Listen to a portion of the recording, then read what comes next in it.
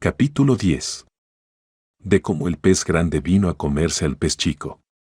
La escala dimensional de la evolución. Si intentásemos establecer la sucesión evolutiva de los seres del cosmos a niveles de conciencia dimensional, y tendré que pedir excusas por lo que me temo que pueda parecer una definición muy poco ortodoxa, deberíamos partir de una conciencia punto, que correspondería, en líneas generales, al que llamamos mundo mineral. Una piedra o un grano de arena, o un objeto natural o artificial inorgánico, está en un lugar preciso, ocupa un espacio limitado y no puede desarrollar la energía necesaria para su autodesplazamiento. Si es que existe en este ser objeto algún tipo de conciencia, y no hay nada que impida pensar que la posee, esa conciencia estará constreñida al punto exacto de su ubicación.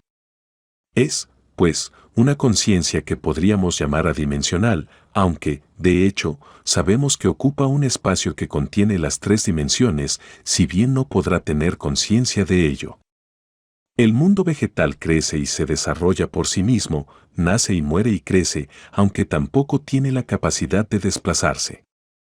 Su punto de referencia espacial está en su contacto con la Tierra y, a partir de ella, su camino hacia arriba, tronco, ramas, hojas, flores, y hacia abajo, raíces.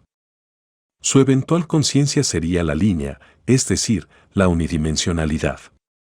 Avancemos la sospecha que le asaltará a más de un lector, no hay, de hecho, un límite estricto que sirva de frontera definida a los seres de la naturaleza. Del mismo modo, no existiría un punto en el que se pudiera afirmar taxativamente que, antes de él, solo hay conciencia dimensional y, al otro lado, otra unidimensional, y así sucesivamente. Tomo voluntariamente bloques enteros de conciencia y pienso que cada cual podrá representarse, por su cuenta, esas zonas de nadie en las que se produce el paso de un tipo de conciencia al siguiente. Continuando, pues, con la escala iniciada, nos encontraremos ante los seres inferiores del reino animal, que tienen conciencia primaria de desplazamiento superficial, como podría tenerla un supuesto ser de dos dimensiones. Un gusano de seda tiene conciencia de la hoja de moral que devora y por la que se desplaza, pero ignora esencialmente los volúmenes. Sin embargo, ese mismo gusano, llegado al ápice de su evolución física, deja súbitamente de comer, se envuelve en la seda que él mismo segrega por centenares de metros hasta formar un capullo y muere materialmente, se pudre y se seca dentro de su caparazón para resucitar. Pues se trata de una auténtica resurrección y hasta he sentido tentaciones de escribirla con letras mayúsculas en una mariposa de vida precaria que, durante unas horas, es casi capaz de volar, de palpar los límites de una conciencia tridimensional. Si continuamos analizando la conducta de los animales superiores, incluyendo ya en ellos desde insectos y crustáceos capaces de saltar o de volar hasta los simios antropoides, nos daremos cuenta de que, en ellos, como en la mariposa, hay ya una conciencia tridimensional que les permite captar instintivamente la altura, la profundidad o los contornos de su espacio vital, moverse entre ellos y mantenerlos como límite de captación. Por su parte, el ser humano, en tanto que grado evolutivo inmediato, se mueve, lo mismo que los animales superiores, en un espacio que sus sentidos, nuestros 5 sentidos más ese sexto sentido mental del que hablan los orientales, dictan como tridimensional y que, por lo tanto, limita su percepción inmediata.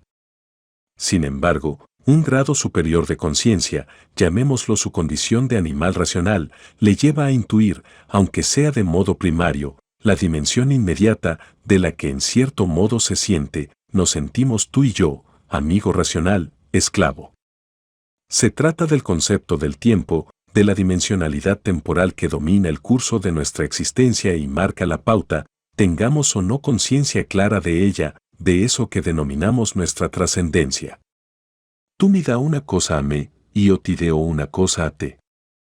Hace ya unos 30 años, cuando el movimiento llamado neorrealista convirtió a Italia en una potencia mundial en la industria cinematográfica, se realizó una película en color. Carrusel Napolitano, tal vez la primera en aquel mundo latino de la segunda posguerra mundial, en la cual, en clave de espectáculo musical, surgían una vez más todas las lacras y los terribles avatares de un mundo que había aprendido algo, no mucho, por desgracia, de los centenares de millones de muertos que habían producido 4 años de contienda. En aquella película había un número, repito que se trataba de un film musical, en el que todos los componentes jugaban al toma y daca casi cósmico que patentizaba la mutua dependencia de los seres humanos. Tú me das una cosa a mí, yo te doy una cosa a ti, decían, haciendo intercambio de las cosas más peregrinas que cabría imaginar en el mundo. Viene a cuento aquel recuerdo, que para muchos será ya prehistórico, con la interdependencia que podríamos establecer y que, de hecho, existe ya en todos los seres que pueblan el cosmos. Todo le sirve a alguien. Nada hay que, de uno u otro modo, no sea útil a otro, que lo habrá de tomar a cambio de algo que él, a su vez, puede proporcionar a un tercero. El mundo, en este sentido, es un constante intercambio de necesidades y de hartazgos entre los entes que lo pueblan. Los seres de conciencia unidimensional, el universo de los vegetales, dicho de modo amplio y necesariamente inexacto, solo estructuralmente válido, se nutren del mundo adimensional de los minerales, extrayéndoles directamente las sustancias necesarias para cumplir su función vital. Los animales primarios, por su parte, extraen su alimento principal de las plantas que previamente han tomado de la tierra las sustancias nutricias. A su vez, los animales más evolucionados, lo mismo que los seres humanos, se alimentan indistintamente de materias vegetales y de otros animales en una especie de síntesis alimentaria y vital que se hace progresivamente complicada, en tanto que ha de nutrir órganos también progresivamente más evolucionados que hace que las funciones vitales exijan una mayor complejidad acorde con los estudios evolutivos de seres con necesidades de nutrición diversas, según los órganos que hayan de mantener. El mundo exige ese escalonamiento, del mismo modo que lo exigen todos los seres que lo componen, de tal modo que aquello que toman de los estadios inferiores de la evolución supone síntesis cada vez más complejas y, a su vez, hacen entrega de elementos todavía más complicadamente sintetizados a los que forman parte del escalón evolutivo inmediato. Con escasas variantes, que creo que solo servirían para confirmar los hechos, así se establece la armonía de la naturaleza. El hombre en tanto que ser que se alimenta. A medida que los seres de la naturaleza alcanzan grados superiores de conciencia, sus necesidades alimentarias se diversifican y, sobre todo, tienen que cubrir campos cada vez más amplios. Si, por ejemplo, a una planta le basta con sintetizar los alimentos que le proporciona la tierra y que toma del aire para crecer y echar hojas y ramas y frutos, a una oruga de seda le será necesario tomar de la hoja de la morera sustancias que no solo le permitan alimentarse y crecer, sino también fabricar la seda que le dará la posibilidad de envolverse en el capullo del que habrá de salir la mariposa con toda su complejidad orgánica. Un mamífero, por su parte, necesitará que los alimentos ingeridos le den robustez de músculos y una vitalidad sanguínea que le permita regar un cerebro relativamente desarrollado, más toda una serie de vísceras con funciones tremendamente complejas y diversificadas. El ser humano, por su parte, posee una capacidad de raciocinio supuestamente superior a la de cualquier animal. De hecho, el rasgo distintivo de la especie humana es precisamente la razón. Pues bien, esa capacidad debe también ser alimentada, porque todos sabemos que surgen cierto tipo de taras cerebrales que son ocasionadas por la carencia de sustancias concretas necesarias para esa particular y compleja función y para nada más. Pensemos igualmente que, en el caso del ser humano, lo mismo que en el de muchos otros animales y hasta en el de las plantas, la alimentación no se lleva a cabo únicamente por la vía digestiva, directa, podríamos decir, sino por otros muchos caminos. Hay una alimentación producida por el sueño, por la respiración y hasta existen, aunque no siempre se practiquen, una alimentación emocional y una alimentación intelectual, cuya carencia puede también causar trastornos que afecten a la personalidad humana. Y créase que no lo digo como metáfora, sino que esas necesidades existen realmente como tales, como energías vitales que deben cubrirse y fomentarse, precisamente porque el ser humano, aunque muy a menudo de modo inconsciente, es un sujeto tan inserto en su propia evolución como pueda serlo el gusano de seda, y no podemos pensar en modo alguno que se ha alcanzado un límite evolutivo más allá del cual no podremos pasar. No solo no es así, sino que esa evolución forma parte integrante de la naturaleza humana, del mismo modo, solo que con mucha mayor complejidad, que forma parte de la naturaleza de los animales inferiores la utilización o la absorción de determinados alimentos que les permitirán la conservación de la especie en su lucha continua por sobrevivir a la selección natural. En líneas generales, el ser que mejor y más razonablemente atienda a sus necesidades vitales y alimentarias será siempre el que tenga mayores probabilidades de supervivencia y, por tanto, de evolución selectiva. Vemos, pues, que cada especie, y el ser humano, en tanto que es especie, hace lo mismo, se alimenta de lo que le proporcionan las criaturas en estadio evolutivo inferior, usa sus energías y su capacidad primaria de síntesis de los alimentos naturales que, en estado puro, serían ya imposibles de asimilar, y muestra su nivel evolutivo por el uso que hace de su preponderancia sobre esos otros seres. Pero no deja de resultar curiosa esa dificultad progresiva en los procesos de asimilación, más que curiosa, significativa, puesto que se acentúa en razón directa con la complejidad orgánica de los seres a todos sus niveles y, naturalmente, al nivel mismo de su percepción o conciencia de la dimensionalidad, agudizada al máximo en el ser humano, que es el ser racional por excelencia. Cualidades y dimensiones. Partimos del hecho, universalmente admitido, a pesar de lo cual habría que someterlo a un análisis de certificación de certeza, de que el ser humano se distingue precisamente por su cualidad de ser racional. La razón y sus consecuencias es lo que distingue, pues, a la humanidad. Del mismo modo, cada estadio evolutivo de la naturaleza se distingue por una cualidad que, curiosamente, marcha paralela con el sentido de conciencia dimensional que antes especificábamos. De modo que la conciencia dimensional se corresponde con la cualidad de la inercia, la unidimensional con el impulso, la bidimensional con el instinto y la tridimensional con la voluntad. El ser humano, a cuestas con su conciencia cuatridimensional, por más errada e inexacta que tenga la concepción temporal, es el detentador de la razón. En esquema, la pauta evolutiva sería así. Minerales. Adimensionalidad. Inercia. Vegetales. Unidimensionalidad. Impulso. Animales y bidimensionalidad. Instinto.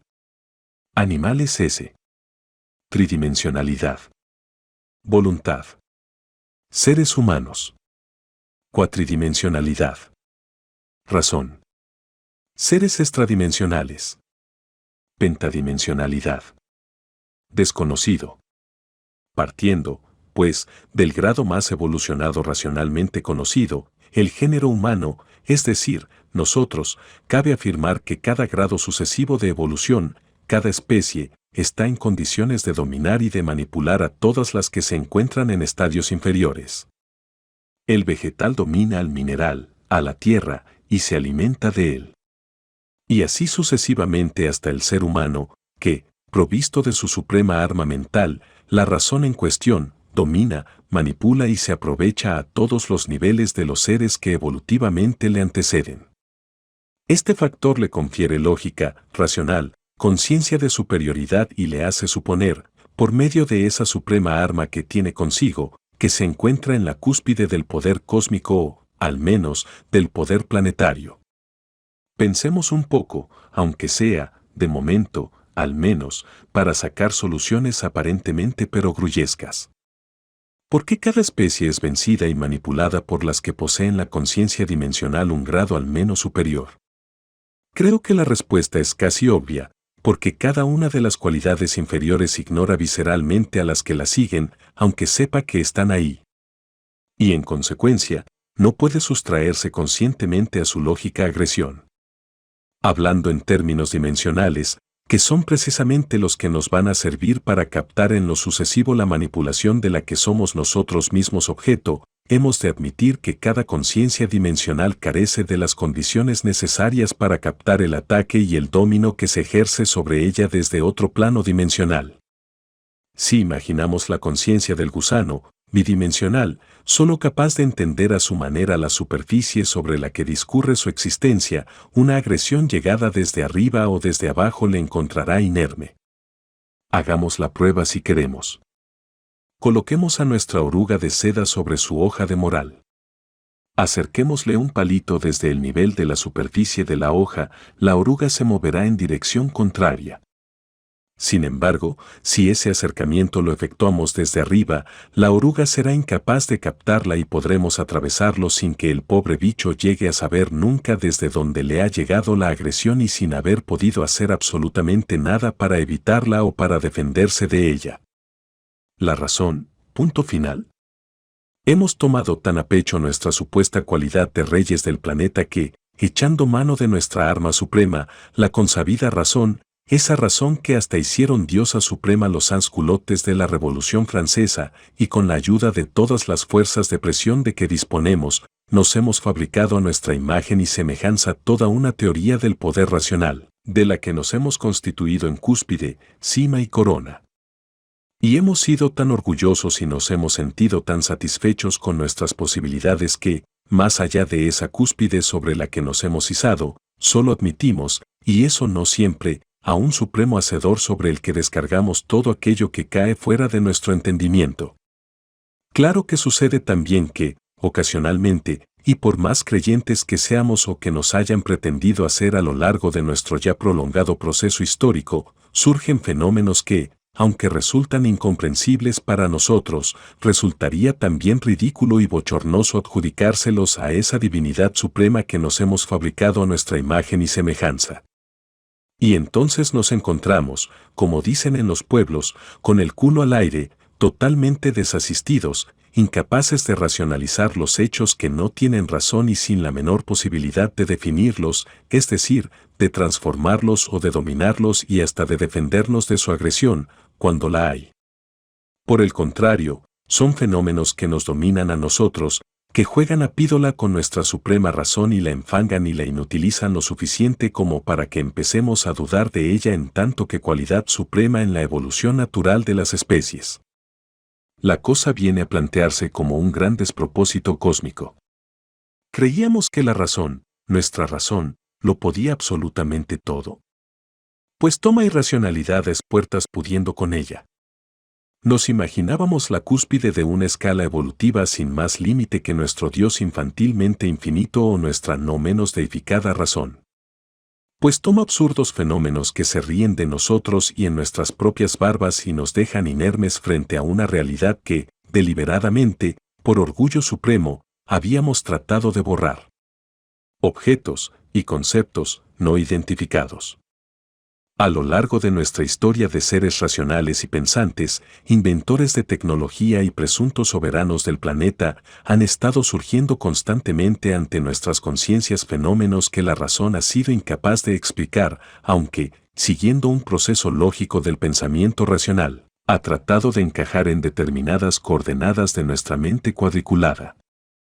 La necesidad de dar un cauce a los fenómenos evidentemente irracionales es la que, al fin y al cabo, ha obligado al ser humano a inventarse a Dios, pero el orgullo de sentirse propietario exclusivo de todo un planeta es lo que, por su parte, le ha inducido a establecer escalas serias de comunicación o estadios conscientes de relación con el ser humano. Con toda su aureola de racionalismo, se sentía en la misma cumbre que había fabricado y todo cuanto no entraba en los límites de su entorno racional se atribuía, o se sigue atribuyendo ocasionalmente, a la divinidad abstracta. Y esa atribución dejaba al hombre siempre como dueño y señor, o como inquilino privilegiado, de su propio entorno. Dios absorberá lo que quede del ser humano después de la muerte, Dios, y solo Él, marcará los límites del comportamiento humano. Dios habrá sido el fabricante de la pirámide evolutiva de la que constituimos la cumbre y el que habrá colocado al hombre en su puesto inamovible. En cuanto a todos los fenómenos que escapan a la clasificación racional y que surgen en nuestro entorno, que están ahí mismo y que no pueden negarse, identificarse ni catalogarse, y ni siquiera adjudicarse a la divinidad, porque son demasiado cotidianos, demasiado de andar por casa, para adjudicárselos directamente. Hemos optado por varios caminos, que se han sucedido a lo largo de la historia, según haya dominado en nuestra civilización racional el sentimiento de dependencia divina o la razón científica a ultranza, con todos los estadios intermedios por los que hemos atravesado. La primera explicación, propia de estadios deístas o de épocas dominadas por la manipulación secundaria de los grupos de presión de origen o de extracción religiosa, viene a atribuir cualquier manifestación de fenómenos no identificados a emanaciones o a enviados del dios de turno, dioses menores, sefirots, santos o ángeles que proceden de la divinidad, que son sus hijos, como nosotros somos, su obra, o sus enviados, que vienen como portavoces de sus advertencias y que, lógicamente, se presentan de manera prodigiosa e intangible, como corresponde a su categoría de origen divino. A medida que la ciencia avanza en el discurrir de la historia, muchos fenómenos que anteriormente carecían de explicación racional ya la tienen. Consecuentemente, la cotización divina baja muchos enteros e incluso, en numerosas ocasiones, se ha de declarar en quiebra o, al menos, en suspensión de pagos. Una tormenta puede ser explicada y prevista, como puede explicarse, y dicen va que preverse, un terremoto. Se sabe por qué una hierba, antes milagrosa, o un agua, antes sagrada, pueden curar determinados males. Se sabe por qué se producen fenómenos antes divinizados. Como consecuencia, surge una segunda explicación a cuanto aún continúa sin ser explicado. O debemos esperar, pues ya llegará en su día el momento de esa explicación, en cuanto la ciencia lo descubra, o se trata de alucinaciones que no son más que producto de mentes temporalmente o perennemente afectadas por alguna conexión defectuosa en sus circuitos racionales. La tercera solución viene, en cierta manera, de la transferencia del concepto divinal al mundo de la ciencia racionalista.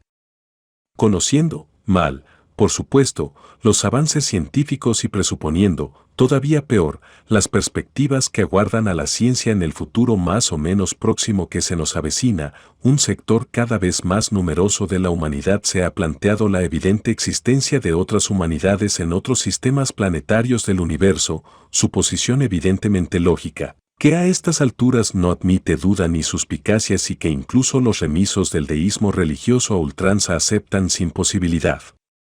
de contraponer una negativa racional. A continuación, han adjudicado a tales humanidades un grado de avance tecnológico-científico ligeramente superior al nuestro, suponiendo siglos o milenios de desfase cultural y tratándose de solo unos grados, a los que nosotros, sin duda, llegaremos o llegarán nuestros científicos o nuestras multinacionales manipuladoras, el día menos pensado, y nos las han traído a nuestro mundo, dispuestas en muchos casos, demasiados, a asumir el papel de unas divinidades abstractas y moribundas que ya no cotizan lo suficiente en la bolsa de la credibilidad o de la credulidad humana. Cada cosa en su sitio.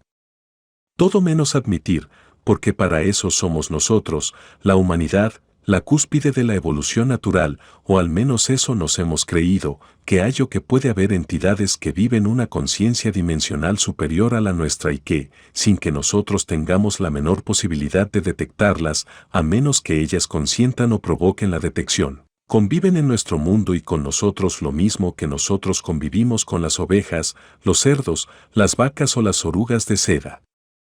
Y, para más exactitud, haciendo con nosotros exactamente las mismas cosas que nosotros hacemos con los animales o con los vegetales de los que nos servimos y nos nutrimos.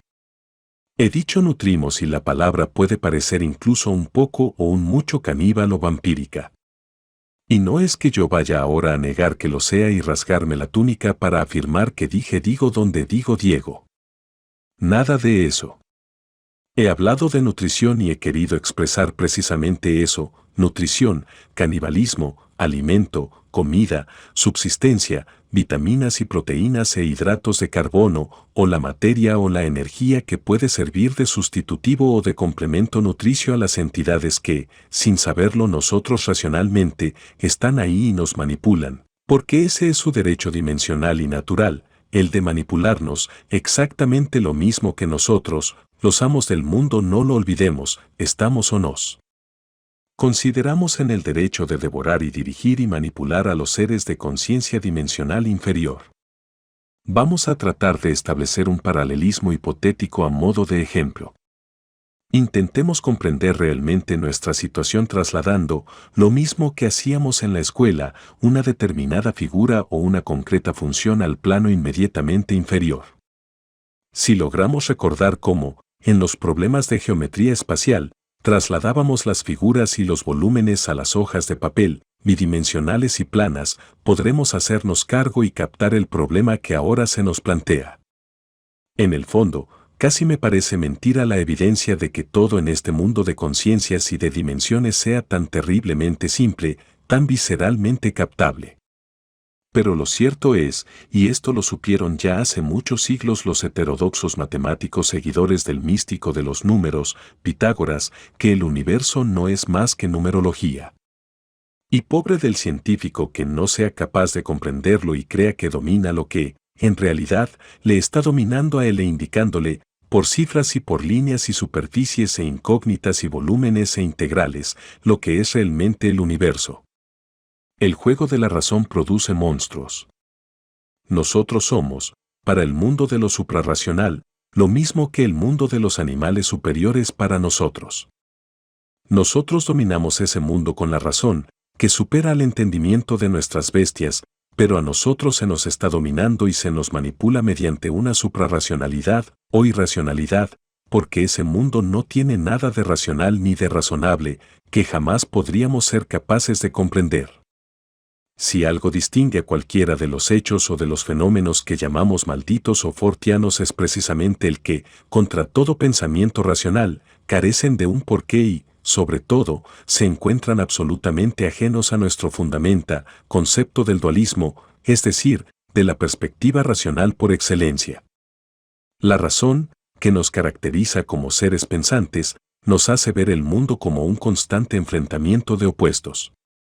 Nos es imposible emitir juicios de valor si carecemos de la medida que nos comparará un hecho y nos lo situará en esa tabla que tenemos establecida para todos los niveles vitales.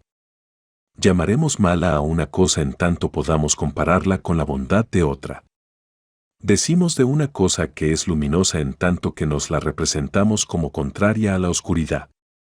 Algo es amable por contraposición con lo que es odioso y algo es negro si no tiene nada de blanco o de color. Si vemos un lado del rostro de una persona no vemos el otro, salvo que seamos cubistas, pero ya volveremos sobre eso, y si decimos que algo está frío es porque sentimos su ausencia de calor. En cambio, nos encontramos esencialmente inquietos y sin posibilidad alguna de reaccionar cuando surge algo que nos resulta imposible de catalogar en las perspectivas del dualismo. Fijémonos en el fenómeno ovni, que es la muestra más palpable e inmediata con la que se nos presenta, cada vez con más insistencia, el universo de lo irracional. Nadie de los que se han ocupado del fenómeno, nadie de cuantos lo han vivido o lo han juzgado, han podido zafarse a una pregunta primaria que forma parte de nuestro mundo lógico y cuadriculado de la dualidad: ¿es el fenómeno ovni bueno o malo para el ser humano? Si leemos a los investigadores o preguntamos a los testigos, seguro que todos, de un modo o de otro, tienen formada su idea y la defienden a capa y espada. Pero sucede que esa idea nunca es única, que las opiniones se dividen en un 50%. La mitad responde, es bueno, y la otra mitad jura que es algo malo, perverso, negativo y peligroso para la humanidad. Los que afirman la bondad del fenómeno son quienes, de alguna manera, lo han deificado y le han transferido la fe religiosa perdida o apagada. Para ellos, el fenómeno ovni es un sustituto de ese Dios que ha muerto a manos de la tecnología científica y, como tal, resume todo cuanto de bueno y deseable queda en las mentes respecto a ese concepto del paraíso perdido que fue el cielo, convertido por la astronomía en simple y puro cosmos. Los ovnis y quienes parecen ir dentro de ellos son criaturas enviadas desde un mundo esencialmente mejor y han llegado hasta nosotros para redimirnos de nuestros pecados, de nuestra incredulidad, de nuestra ciencia equivocada y de los peligros que nosotros mismos estamos provocando. Los que se aferran a la maldad intrínseca del fenómeno juzgan a través de animales extrañamente desangrados, de testimonios ciertos, de mentes que se han dislocado definitivamente después de un contacto, de familias rotas tras una supuesta llamada extraterrestre. Pero, fundamentalmente, suponen malo el fenómeno precisamente a causa de su impenetrabilidad, de su constante juego con los parámetros racionales, de su negativa a ser explicado, catalogado, analizado y, en consecuencia, vencido. Ni bueno ni malo, sino todo lo contrario.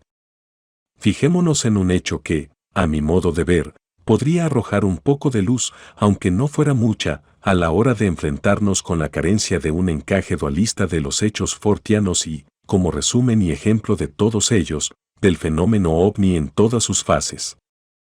¿Nos hemos detenido alguna vez a pensar que nuestro concepto del bien y del mal, del amor y del odio, de lo izquierdoso y de lo derechista, está referido siempre a nosotros y jamás a la naturaleza y al resto de las especies que la componen? Cuando damos muerte a una res para comerla, o cuando arrancamos una lechuga para hacernos con ella una ensalada, no nos planteamos en modo alguno si somos buenos o malos con el cordero o con la hortaliza, sino que esas cosas son buenas para nosotros. Siguiendo la misma vía de pensamiento, planteémonos el caso del rebaño de vacas o de cabras que cuidan nuestros pastores, tratando de llevarlo a los mejores pastos, haciendo que coman la mejor hierba y engorden. ¿Lo hacen acaso por altruismo? Si lo hiciera por eso el pastor, es decir, si confesase que su único afán era proporcionar felicidad a sus animales, todos nosotros le tildaríamos de loco, de absurdo, de irracional, porque, diríamos, los seres inferiores a nosotros, en su totalidad, están ahí precisamente para servirnos o para que nosotros nos sirvamos de ellos. Lo tonto e ilógico sería detenernos a pensar en si obra mal el leñador con el árbol que abate a golpe de hacha, o el fabricante de seda con las mariposas que no dejarán hacer, o el pescador dominguero que vuelve de su jornada con media docena de truchas en la cesta.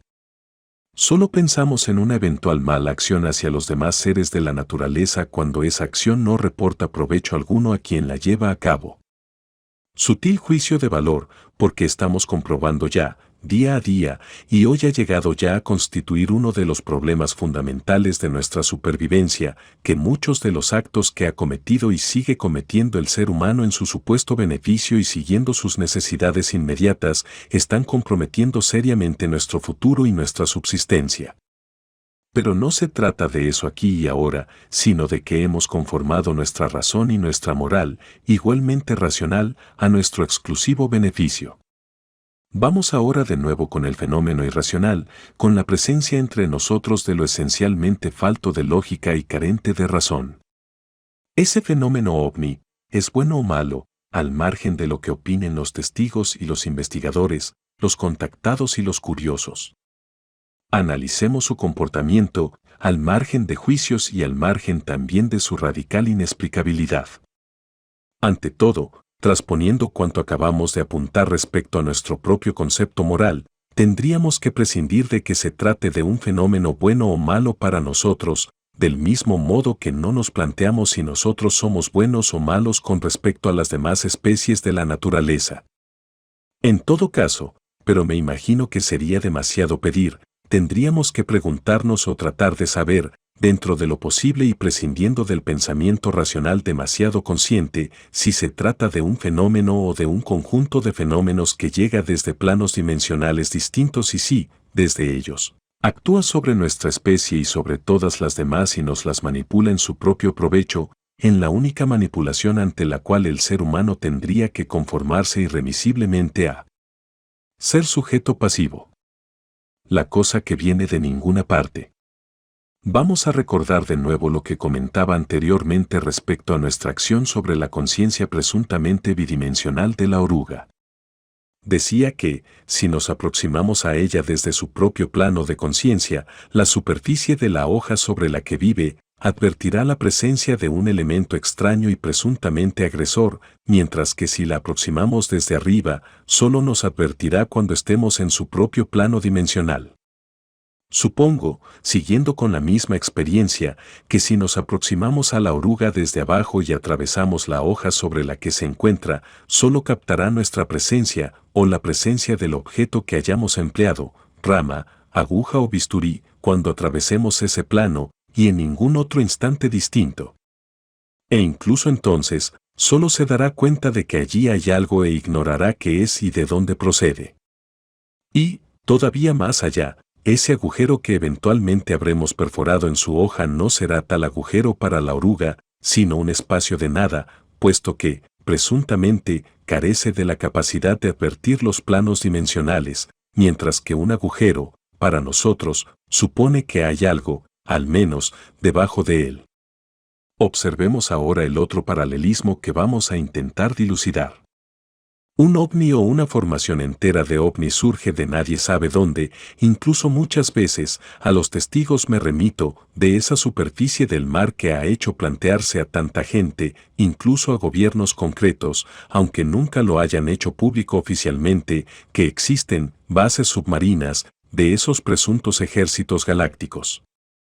Si recordamos el que fue en su día célebre caso del seminarista de Logroño, la entidad ufológica, o lo que fuera aquello, se presentó súbitamente en su cuarto, sin venir de parte alguna, y comenzó a manipular todos los aparatos, radio, tocadiscos y no recuerdo qué más, supongo que hasta el reloj, como siguiendo un juego del absurdo más sorprendente e inexplicable.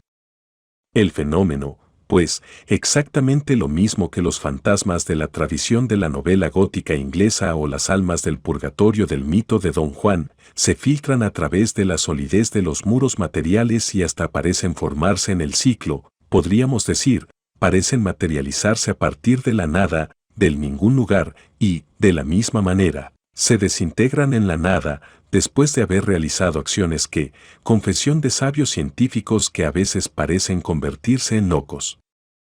Alucinados, no podrían jamás haberse realizado técnicamente, científicamente. O sea, racional y lógicamente. O sea, también, que los ovnis son capaces de romper todas las leyes establecidas a partir del comportamiento de los cuerpos físicos, de los cuerpos tridimensionales, que son los que estamos en disposición de apreciar, calibrar, juzgar, dominar y entender. El fenómeno ovni ha de plantearse, pues, contra todos los intentos que se han hecho y que se sigan haciendo, como una manifestación radicalmente incomprensible e inaprehensible, al menos desde una perspectiva física, corporal. Ni siquiera se ha podido establecer si tales objetos están compuestos por algún tipo de materia. Aparentan tenerla muchas veces, surgen a nuestra percepción como naves metálicas o plásticas, vaya usted a saber, brillantes, con luces muy determinadas, de colores, con unos movimientos precisos, aunque desafían las leyes físicas de la materia. Incluso han dejado y siguen dejando huellas en la Tierra, precisas y concretas, huellas que, por otro lado, serían paralelas a las que nosotros dejaríamos sobre la hoja de la morera sobre la que discurre la vida de la oruga de seda, pero falta siempre la prueba de su materialidad concreta. Y, al decir prueba, me estoy refiriendo al objeto concretísimo, al fragmento preciso, al pedazo o esquirla o resto material de cualquier tipo, a no ser las señales de combustión que surgen, tan a menudo, y que solo afectan a la materialidad del objeto, plantas o tierra, consumido, quemado y destrozado. No puedo evitar el recuerdo de algo que me decía una vez mi buen amigo Juanjo Benítez, investigador incansable y pateante empedernido del fenómeno, cuando un día me confesaba, mi mayor ilusión sería lanzarle un cantazo a un ovni y escuchar el clon de la piedra sobre su superficie metálica. No necesitaría más pruebas de su existencia. Creer, no creo, pero a verlos, haylos. Las palabras, no sé si las ha escrito alguna vez, de Juanjo Benítez son reveladoras de la radical inseguridad que provoca, en todos nosotros, la presencia sentida y nunca probada de los fenómenos supradimensionales. ¿Por qué valoro un mundo desde la seguridad de que esos fenómenos están ahí, a la prueba, imposible, de su presencia? En este sentido, sin embargo, yo me atrevería a sugerir una causa tan irracional como el fenómeno mismo, que, en cierto modo, lo justifica si no lo puede demostrar. Para mí, y en la mayoría de sus manifestaciones, y no sé si atreverme a decir que en todas sus manifestaciones, el fenómeno es paralelo, al menos en síntesis o estructuralmente, a todos los demás fenómenos de tipo paranormal que se plantean en nuestro mundo de comprensiones parciales. Por supuesto, la presencia de ovnis es equivalente a la de las apariciones que analizábamos en páginas anteriores, con la diferencia de que, mientras estas son asumidas por los grupos de presión religiosos que manipulan las creencias, y ese hecho de asumir el fenómeno puede tomarse, dualísticamente, en sentido positivo o negativo. Según acepten o nieguen su eventual sacralidad, el fenómeno ovni está siendo acaparado por grupos de neocreyentes, que cifran su existencia en el hecho de aceptar la presencia de supuestos extraterrestres semidivinales o totalmente divinizados, que llegan a la Tierra con la misión específica de salvarnos de nosotros mismos y de nuestros evidentes y peligrosísimos errores, que pueden dar al traste con la ecología galáctica o con un equilibrio, supuestamente racional, establecido por las eventuales conciencias extraterrestres, mucho más avanzadas, tecnológicamente, claro, que nosotros. Lo más curioso de este enredo es cómo, en un mundo dominado por la tecnología, que cifra el progreso, confundiéndolo por desgracia con la evolución, en los logros mecánicos de las grandes compañías multinacionales, que son la pauta de nuestra medida presuntamente evolutiva, y en sus equipos de investigación, recordemos y tengamos en cuenta las esperanzas absurdas de la informática, puestas como meta de nuestros próximos años, la mente de muchísimos seres humanos se desvía peligrosamente. Asociando la presencia y hasta los presuntos mensajes del mundo supradimensional a humanoides teenólogos que vienen de otros planetas a contarnos y, naturalmente, a convencernos de una superioridad mental y científica que nosotros tendríamos la obligación de deificar e incluso de adorar y convertir prácticamente en rito religioso, en acto mágico, en materialísima manipulación salvífica proporcionada por quienes, supuestamente, llegan a este mundo para sacarnos de nuestros errores integrales y enseñarnos el camino de nuestra redención. Un camino que, en esencia, no difiere un ápice de aquel otro que les trazara un día Yahvé a los israelitas mosaicos cuando les lanzó a tumba abierta por el desierto del Sinaí para sufrir todas las penalidades posibles que el hombre piara ganado puede resistir a mayor gloria de su presunto dueño y salvador. Pastores y ovejas. Por mi parte, estoy absolutamente convencido de que no es gratuito, ni mucho menos, el paralelismo simbólico en el Evangelio del pastor y de las ovejas, del mismo modo que no es causal ni arbitrario el que yo mismo, líneas más arriba, haya colocado a los pastores como ejemplo de nuestra condición de ganado, apto para servir a las supuestas o sospechadas necesidades de determinadas entidades supradimensionales que nos utilizan de un modo que a nosotros nos ha de resultar esencial y visceralmente inaprensible, al menos mientras nos empeñemos en aferrarnos a nuestro racionalismo a ultranza y no seamos capaces, en tanto que especie, de reconocer nuestro puesto exacto en el orden establecido en el cosmos. Naturalmente, me estoy refiriendo estrictamente a un puesto que nosotros no hemos elegido, sino que, en cierto modo, nos ha sido asignado. Y del mismo modo que la cabra o la oveja no han elegido libremente su inserción en el contexto del rebaño, pero tienen que aceptarla, porque hay una entidad, el pastor, que las manipula irremisiblemente y al que tienen que obedecer, en persona o a través de sus ayudantes los perros. Así nosotros hemos de asumir nuestro papel de ganado alimentario de conciencias situadas dimensionalmente por encima de nosotros. Atención, porque creo que es importante señalar que todas estas apreciaciones son meramente objetivas. Quiero decir que atañen a la humanidad como masa y solo en tanto que tal humanidad no adquiera conciencia clara y definida de que existe efectivamente una auténtica, y no meramente supuesta, evolución, a la que cósmicamente tiene todo el derecho de acceder. Pensemos que el ser humano, Desde el hombre de Pekín o el australopiteco de hace 2 o 3 millones de años, ha pasado efectivamente del estadio evolutivo que hoy adjudicamos, con muy pocas variantes, a los animales superiores, con una conciencia dimensional caracterizada únicamente por el predominio de la voluntad, y que llegó a la conciencia racional definida como propia de la humanidad tras una síntesis de la evolución natural de la especie, de todas las especies. Hoy, ese mismo hombre se cree señor absoluto del planeta. Pues bien, pensemos que esa evolución existe, que es un hecho y que tenemos derecho a ella, en tanto que seres naturales que formamos parte de un universo en expansión, o sea, en evolución. Solo fuerzas muy determinadas, que nosotros mismos podríamos alcanzar si no nos vence la manipulación cósmica, pueden oponerse a que esos estadios evolutivos sean una realidad alcanzable. ¿Por qué? Por un motivo que podríamos comprender claramente si fuéramos capaces de transferir, una vez más, el problema planteado sobre la conciencia bidimensional. Pensemos en el pastor una vez más, consentiría en que sus ovejas, sus cabras, sus vacas o sus cerdos comenzasen a expresar su deseo de libertad y de independencia y se negasen a obedecer sus órdenes o las órdenes secundarias de los perros.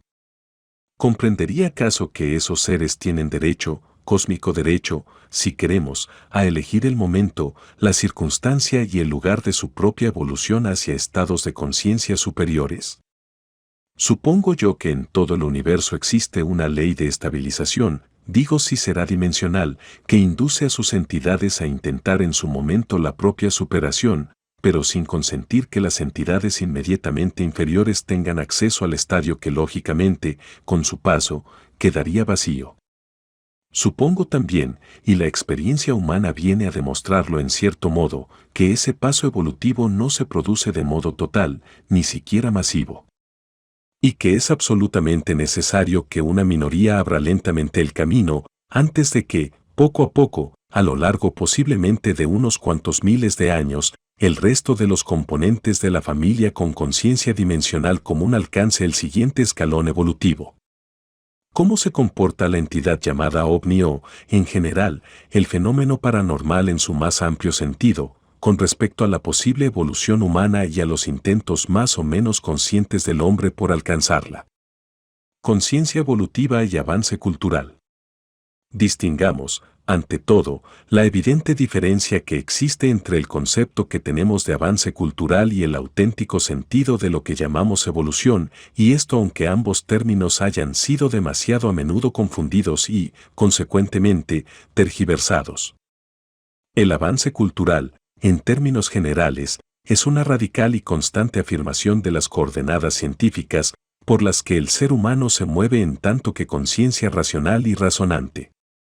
La cultura es sólo afirmación teórica de un racionalismo que confirma al ente humano en sus esquemas lógicos y en la sublimación, nunca negativa, del mundo sensorial sobre el que se basan los parámetros de la conciencia racionalista. La evolución supone, de hecho, el salto del ser humano hacia estratos más reales del entendimiento integral, hacia la superación, en fin, de ese racionalismo que caracteriza al hombre como especie, para el que ni siquiera nos hemos preocupado de buscar un nombre apropiado, pero que supone la liberación de las percepciones sensoriales y la comprensión del universo a partir de otras fuentes superiores de conciencia. Quiero decir con estas distinciones que, en su raíz, nada tiene que ver, o, al menos, no tiene por qué tener la menor relación, la altura cultural con el grado de evolución real que pueda alcanzar un individuo o un grupo humano determinado.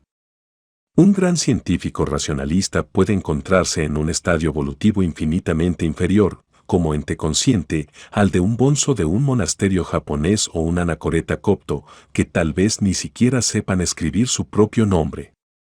Lo cual no impide que, en términos generales, una conciencia culturalmente desarrollada esté en mejores condiciones para emprender el camino hacia el siguiente peldaño evolutivo que un cerebro obtuso o insuficientemente preparado en las lides intelectuales.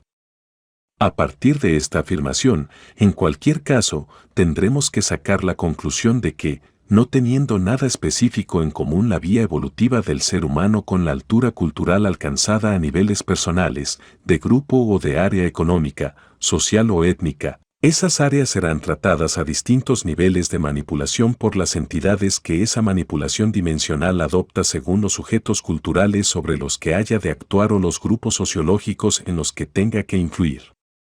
Estructura manipuladora del fenómeno de las apariciones. Las llamadas apariciones constituyen, seguramente, el nivel más inmediato de manipulación dimensional que se ejerce sobre el individuo humano a niveles culturales.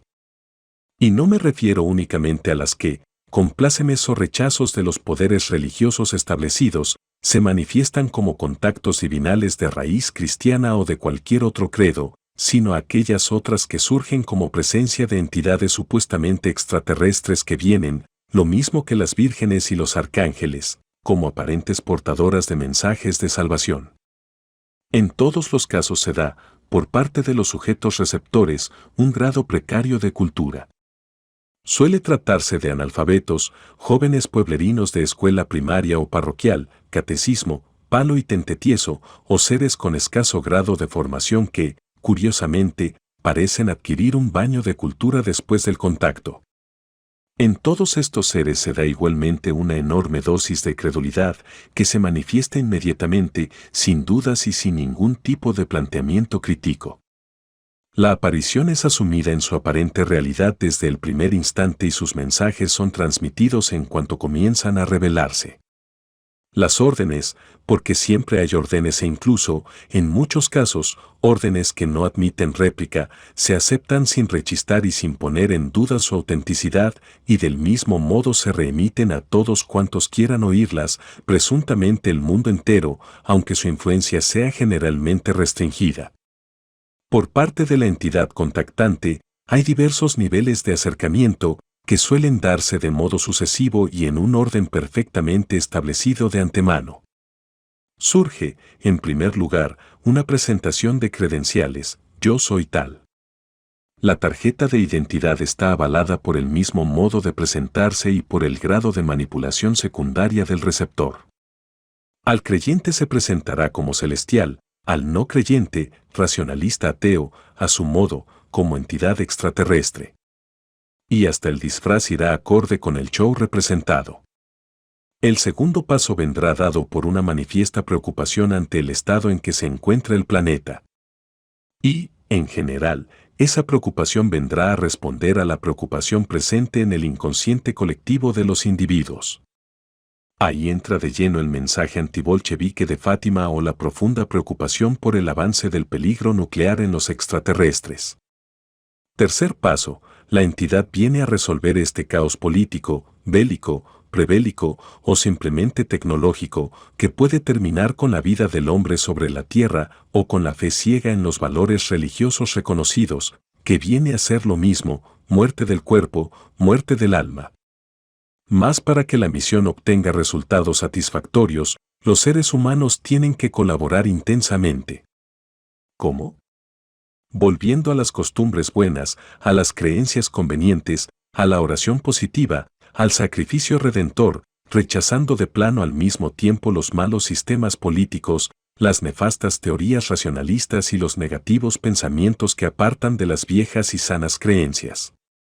Es decir, que se trata de meter en los seres humanos la idea del moralismo dualista a todos los niveles, hacerles ver que existe algo muy malo que se contrapone a lo esencialmente bueno, que es lo que se debe mantener a toda costa. Hay que promover amor frente al odio, hay que aprender a distinguir, o hay que mantener, cueste lo que cueste, el valor de los contrarios, sostener, fomentar, conservar y defender unos principios esencialmente dualistas que son, no lo olvidemos, la base misma de la realidad sensorial propia del grado evolutivo que hemos recalcado al principio como propio e inherente a la conciencia tridimensional del ser humano. Solo entonces se emprende el cuarto paso, llevar a la práctica la supuesta redención del género humano. Las órdenes son entonces tajantes. Hay que sufrir por los demás, hay que sacrificarse, hay que lanzar plegarias a coro, y mejor cuanto más numeroso y heterogéneo sea ese coro, hay que convertir el lugar preciso de la aparición en un auténtico ombligo del mundo, en el que se concentren al máximo las energías de toda una humanidad que clame al unísono por la salvación redentora, espiritual y física. Unos prodigios sabiamente dosificados y ciertos, como los que ya comentábamos, bastarán para mantener, durante el tiempo que haga falta, la concentración masiva de un conjunto humano que se dará cita allí del mismo modo, y no es metáfora gratuita, que las ovejas se concentran a su hora y bajo las órdenes del pastor, en el redil o en el aprisco. Hay, pues, en este asunto de las apariciones, una doble vertiente que no debemos pasar por alto. Por un lado, se condiciona a los fieles, y doy a la palabra su sentido más amplio, para el mantenimiento a ultranza de los principios del dualismo propios de la conciencia dimensional del género humano, es decir, para el mantenimiento a ultranza del estatus de dependencia frente a cualquier deseo o cualquier intención de evolución. Por otro lado, se provoca una fortísima corriente de energía colectiva, enfermos, penitentes, disciplinantes y corifeos, en un centro presuntamente divinizado que parece apto, a juzgar por su secular implantación mágica, para canalizar esa energía hacia un destino que no podemos en modo alguno adivinar, pero que, sin duda alguna, resulta útil para alguien o para algo. Casos, modos y maneras del contacto personal. Hace unos años se dio en Gran Canaria un caso que no es seguramente único, pero que tuvo un resultado que resume, por su carácter violento, otros muchos que tienen consecuencias menos espectaculares. Fue la historia de dos muchachos de poco más de 15 años que, desde tiempo atrás, aseguraban mantener contactos con entidades extraterrestres mentoras por medio de la Ouija. En el verano de 1979, los mensajes se hicieron progresivamente esperanzadores para ambos, porque anunciaban la inmediatez de un posible contacto personal con los presuntos maestros. Un día, la Ouija concretó una cita en uno de los parajes más solitarios y desolados del noroeste de la isla. Allí acudieron los dos chicos en un día tórrido de agosto, recorrieron bajo el sol kilómetros de tierra calcinada sin que llegara a producirse el esperado contacto, hasta que uno de ellos, ya entrada la tarde, comenzó a sentir serios trastornos que, ya anochecido, le obligaron a pedir a su compañero que fuera a buscar ayuda, porque él no podía siquiera moverse. El pueblo más cercano, San Nicolás, quedaba a unos 15 kilómetros, lo cual supuso 3 horas largas de camino hasta llegar a él. Ya de madrugada, el chico regresó con un médico y algunos vecinos donde se encontraba su compañero. No encontraron de él más que un montón de despojos carbonizados, que la Guardia Civil tuvo que recoger con palas, porque se deshacían al menor contacto. El forense dictaminó muerte por insolación aguda y el muchacho superviviente pasó, al poco tiempo, a un hospital psiquiátrico.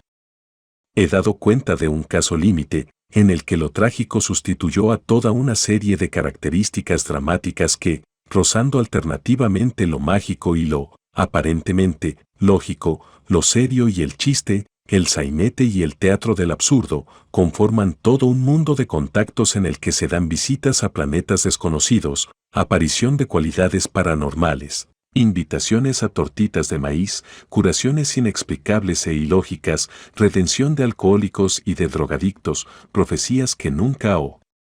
muy pocas veces se cumplen, nombramiento de representantes galácticos en la Tierra que se convierten automáticamente en mesías creadores de nuevas sectas, rupturas de vínculos familiares, coitos intergalácticos, traslaciones prodigiosas, actos de vampirismo con bestias y personas, suicidios rituales y un montón de variantes que harían la lista interminable e inútil para cuantos siguen, más o menos de cerca, el proceso o la investigación de estos fenómenos. ¿Qué hay de común en todos estos contactos? Aparentemente, nada.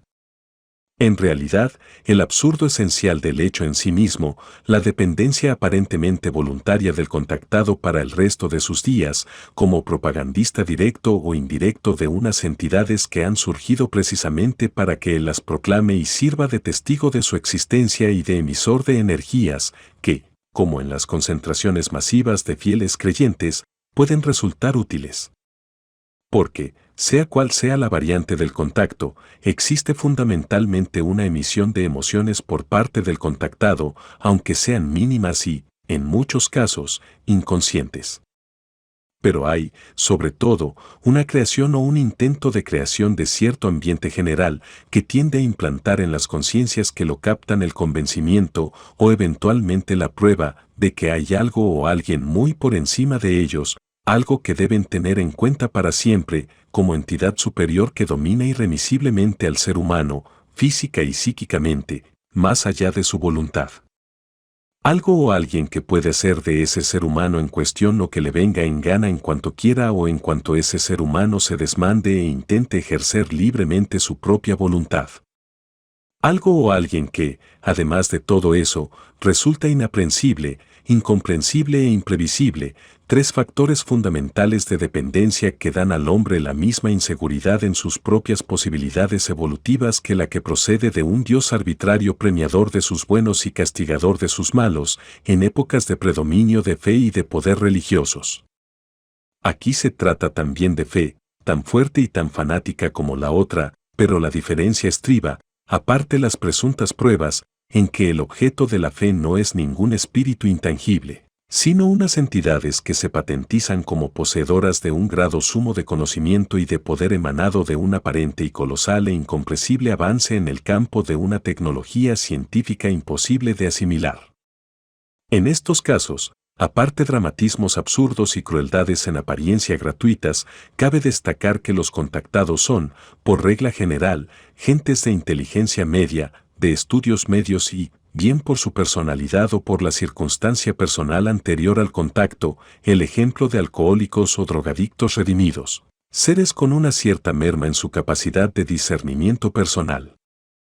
En estos casos, el choque del contacto directo y dramático, eminentemente emocional, tiene efectos prolongados y, aunque no tenga como consecuencia una concentración de seguidores histéricos o dolientes, los mesías contactados suelen reunir en torno suyo grupos relativamente reducidos, pero profundamente fieles y convencidos. El efecto consecuente del contacto marca, lo sepan ellos o no, todos los actos de la existencia. Los sembradores de inquietud. Si cualquiera de estos contactos citados en el apartado anterior llega ante una mente científica clara y fría, la sensación que produce es la de un ser que o bien ha tenido alucinaciones o ha fabricado, con ánimo de llamar la atención, todos los elementos de su historia, o intenta justificar una actitud o unas determinadas cualidades personales forjándose un entorno mítico particular. Incluso cabe pensar que si esa mente analítica y fríamente científica se tropezase en un momento de su vida con un intento de contacto como los que relatábamos, lo rechazaría como alucinación momentánea y simplemente interna que habría que evitar a toda costa. Para estos casos, la manipulación irracional adopta métodos muy distintos. Uno de ellos, que ya está extendiéndose de modo alarmante, aunque sus protagonistas suelen guardar silencio por temor a perder el crédito científico de que gozan, se ejerce sobre los investigadores que acceden a estudiar el comportamiento de los contactados del grado anteriormente descrito. Estos científicos comienzan a encontrar extrañas y presuntamente lógicas relaciones de causa a efecto, constatan que los contactos guardan en su inconsciente toda una serie de experiencias y de datos que no salieron a la luz en sus declaraciones aparentemente alucinadas. Comprueban que se dan coincidencias no tan absurdas, que hay un encadenamiento de hechos que, aun dentro de su contexto esencialmente ilógico, guarda indudables raíces de verosimilitud y, sobre todo, de sinceridad y de experiencia, sin trampa ni cartón. Y esos hechos, si bien no les afectan, al menos en apariencia, hasta el punto de proclamar sin más la presencia entre nosotros de los poderosos extraterrestres, les colocan en un estadio de conciencia inquieta y expectante, propicia al fin y al cabo para que, en un instante dado, puedan entregarse de lleno a la convicción de que hay, efectivamente, unas entidades que pueden dominarnos y a cuya voluntad o conocimiento o poderes no hay más solución que plegarse. Dejarse manipular, a la postre. El otro método, paralelo en cierto modo al que acabo de exponer, solo que todavía sin cobayas contactados que sirvan, como los niños de las apariciones, de receptores emisores, es el de los contactos oficiales, representados fundamentalmente por un caso conocido ya a nivel internacional como el asunto Humo.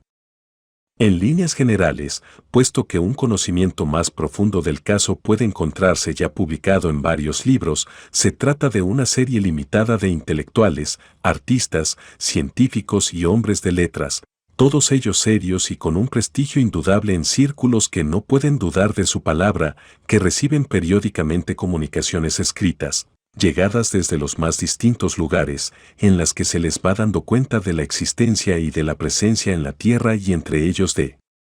un grupo impreciso de personas casi humanas, procedentes de un lugar perfectamente localizable en el mapa celeste.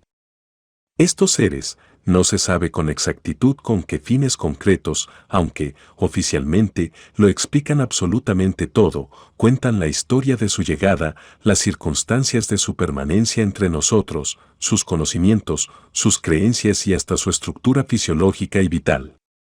Narran su cosmogonía y su teogonía, su nivel de civilización, el sistema sociopolítico por el que se rigen presuntamente, sus relaciones, sus apuros entre los humanos para no delatarse, su aspecto físico, su idioma, que emplean a menudo, hasta el punto de que ya casi podría confeccionarse una gramática humita, su sistema numérico y métrico. Los principios científicos y tecnológicos de sus naves espaciales e incluso, aunque de un modo un tanto críptico, su manera de actuar y sus métodos para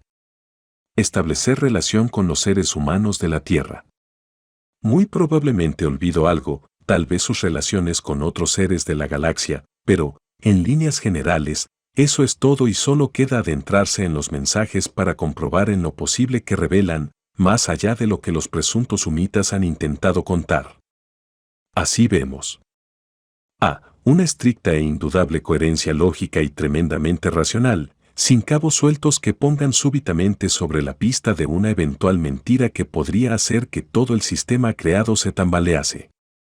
B. Una muestra palpable, aparentemente al menos, e incontrovertible de que hay razas extraterrestres a las que nuestra ciencia y nuestra tecnología tardará probablemente siglos enteros en alcanzar. Cada acto, cada interrogante, cada sospechado absurdo, cada una de las actitudes tiene respuesta para los presuntos humitas, de tal modo que, sin apenas resquicios y basándose únicamente en las numerosas comunicaciones que llevan enviadas hasta la fecha, aunque hay temporadas de silencio, se podría reconstruir, al menos en sus hitos principales, todo el proceso cultural, histórico, social e incluso psíquico de una raza humanoide de algún punto de la galaxia que se ha colado de rondón en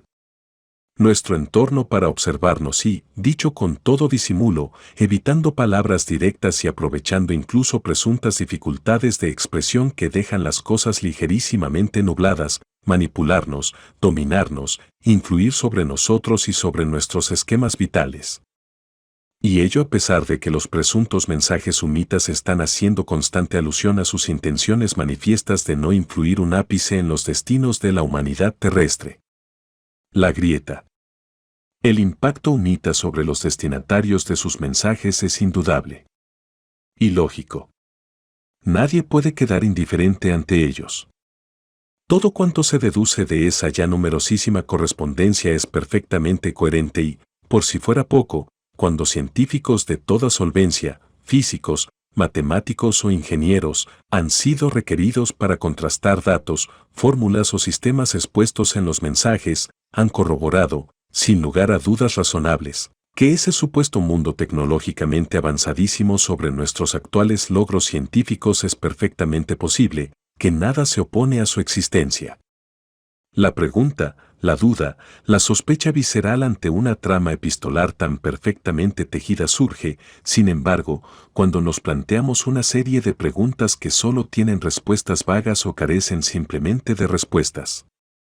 Porque, ante todo, hay que advertir que la comunicación con los presuntos humitas es unilateral y que nadie, al menos que yo sepa, ha logrado establecer contacto con ellos por propia voluntad. Una pregunta, ¿por qué tanta proclama repetida de respeto a la independencia y el libre albedrío del género humano y, paralelamente, ese bombardeo de pruebas que nadie, en principio, parece haber pedido?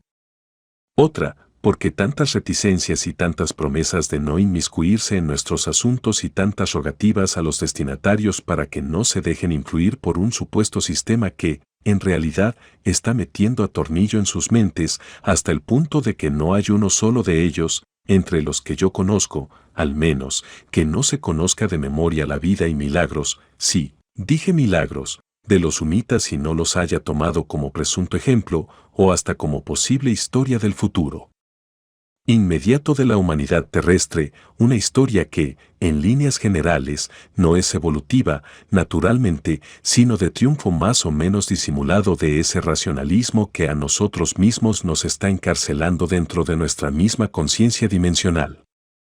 Y fíjese quien esto lea como, en una de sus últimas misivas, última a la hora de redactar estas líneas, felicitan a los humanos por los últimos vuelos espaciales norteamericanos y olvidan, porque eso hay que olvidarlo, que suena mejor mentar otras cosas, los millones de seres humanos que se mueren de hambre mientras se dilapidan dólares y rublos en la carrera espacial. Y todavía unas preguntas más, dirigidas a todos mis amigos que reciben periódicamente mensajes telefónicos y epistolares de humo, aunque sé que no han de hacerme caso, porque organizáis reuniones periódicas para intercambiar noticias y lucubraciones con humíticos motivos, no os dais cuenta de que eso, no entro en lo que realmente sea. Está ejerciendo la más increíble manipulación de vuestra curiosidad, de vuestra dependencia, de vuestro interés, tan sano y objetivo como queráis verlo, hacia algo que os está extorsionando, dirigiendo inconscientemente vuestras vidas hacia donde le pléis, mientras os muestra una realidad que los investigadores convertís en libros, los periodistas en noticia y los artistas en obra de arte, ad maiorem gloria mumi. Humo. Yo solo lo llamaría componente número n de la gran manipulación cósmica a la que el ser humano está sometido desde los albores de la historia, del mismo modo que él ha sometido a las conciencias dimensionales inferiores, es una fuerza que actúa sobre un sector intelectual y culto de la sociedad humana a niveles propios de este, del mismo modo que actúa sobre los niños de Fátima o del Palmar de Troya a sus correspondientes niveles mentales. Y tan inteligente es manipular así como tonto sería hacer llegar cartas metafísicas de humo a las niñas de Garabandal o hacer aparecerse a la Virgen María y al Arcángel Miguel ante cualquiera de los actuales destinatarios de los mensajes humitas. Cada contacto se lleva a cabo, por parte de las conciencias manipuladoras, de acuerdo con las coordenadas mentales o culturales de sus víctimas, aunque las llamo víctimas en un sentido amplísimo, y de ese modo se alcanza un espectro excepcionalmente amplio de la sociedad recipiendaria. En el fondo, es el mismo método que el ser humano sigue con su ganado, no trata del mismo modo a los inquilinos de un corral de gallinas que a un rebaño de vacas, ni le damos el mismo alimento o administramos los mismos estímulos a un perro y a un loro. Cada especie, como cada estrato cultural en el género humano, necesita una estimulación muy determinada y distinta y específica, acorde con la personalidad y la conciencia de cada grupo genérico o cultural. Nosotros, los seres humanos, lo sabemos y del mismo modo hemos de presumir que lo saben, y cabe que incluso mucho mejor que nosotros, las entidades de conciencia dimensional inmediatamente superior, que se sirven de nosotros a su placer y hacen que les seamos útiles y que les sirvamos de alimento, tal como nosotros buscamos la utilidad y el alimento en las especies que nos anteceden. Y, del mismo modo exactamente que no admitiríamos en modo alguno la rebelión de nuestros cerdos si pidieran la reivindicación y el derecho a abolir la festividad de San Martín, que, como todo el mundo sabe, es la fecha fija de ejecución masiva de puercos en los pueblos peninsulares. Tenemos que comprender que nuestros presuntos pastores traten a toda costa de impedir nuestro rechazo a la sumisión en la que necesitan mantenernos para dar sentido y razón a su propia, particular y desconocida, para nosotros, existencia. La cuestión que ahora se plantea es si nosotros, efectivamente, debemos plegamos a esa exigencia y permitir que todo siga exactamente igual como hasta ahora, sin tomarnos la oportunidad de acceder al grado de evolución al que, supongo yo que lógicamente, tenemos derecho en tanto que conciencia cósmica. Los arduos caminos hacia la libertad.